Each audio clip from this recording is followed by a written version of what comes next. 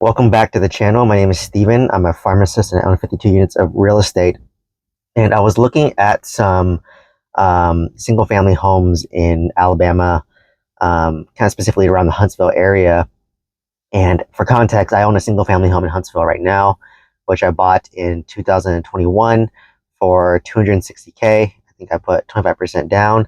And then from there, I basically rented it out for about $2,100 a month, and it cash flows around $600 a month. And my interest rate, keep in mind, was 3.5%, because in 2021 interest rates were great.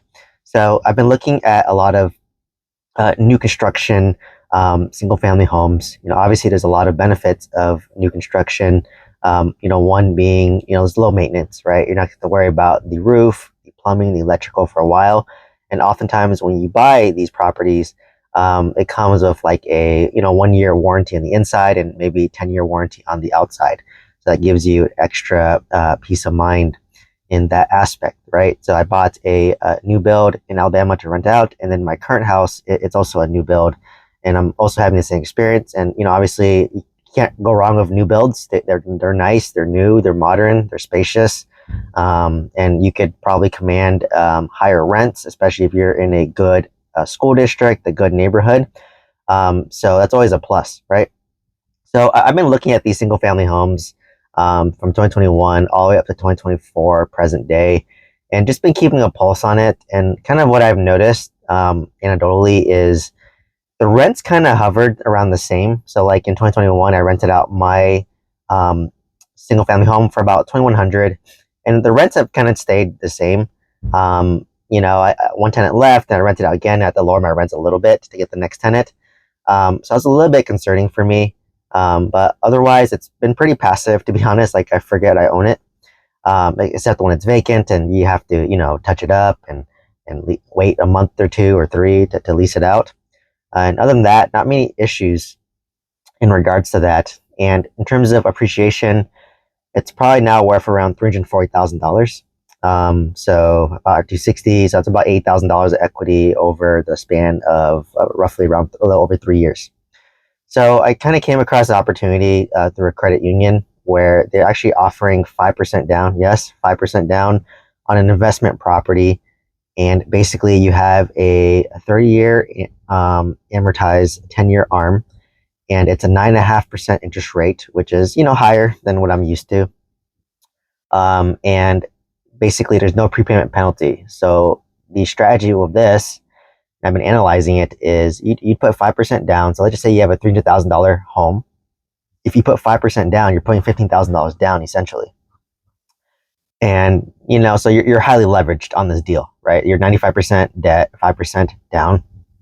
And, with a loan of, what is that, $285,000 at a 9.5% interest rate, and assuming that you could rent it out for, let's say $2,000 a month, and your purchase price is $300,000, you're probably cash flow negative around $500 a month rented out. If it's not rented out, then you obviously have the loan on top of that, right? So, I've kind of been analyzing this and kind of came to the conclusion that it definitely makes sense if you have.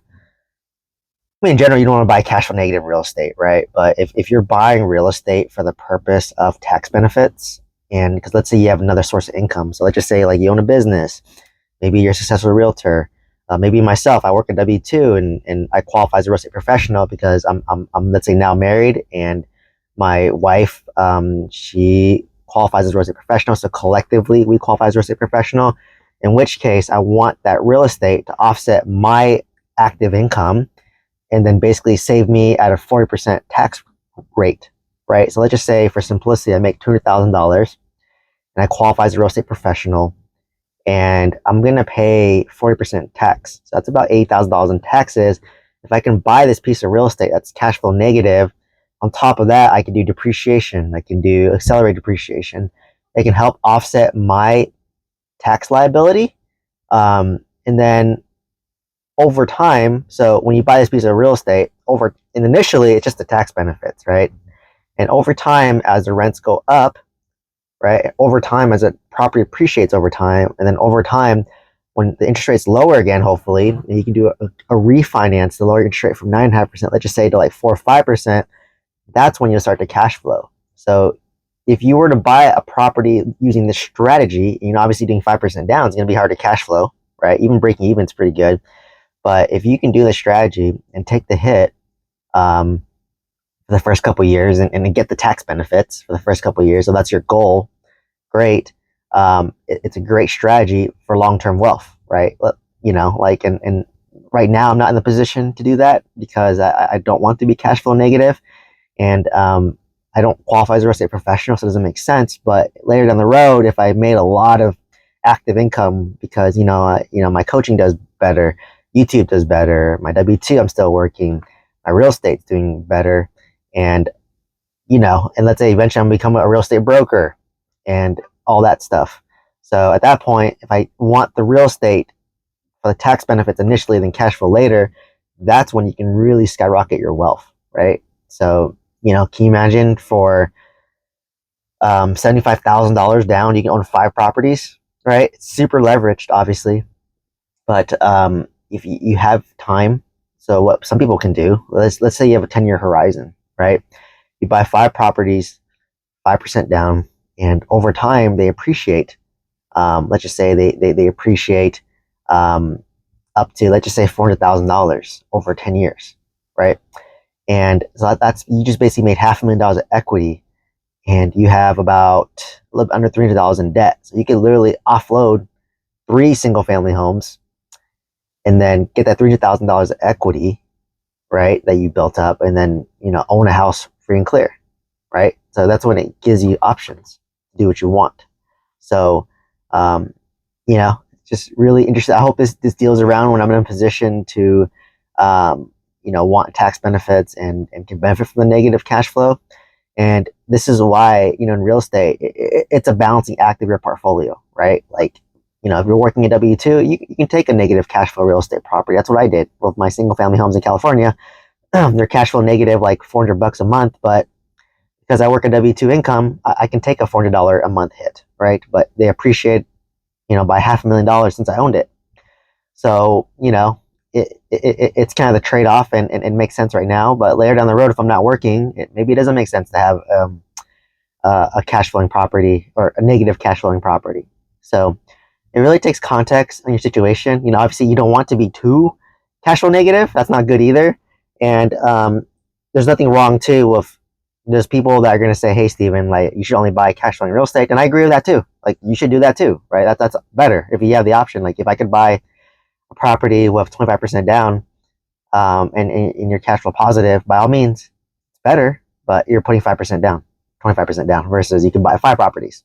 So just, how much do you want to leverage? And does that leverage make sense in your phase of life right now?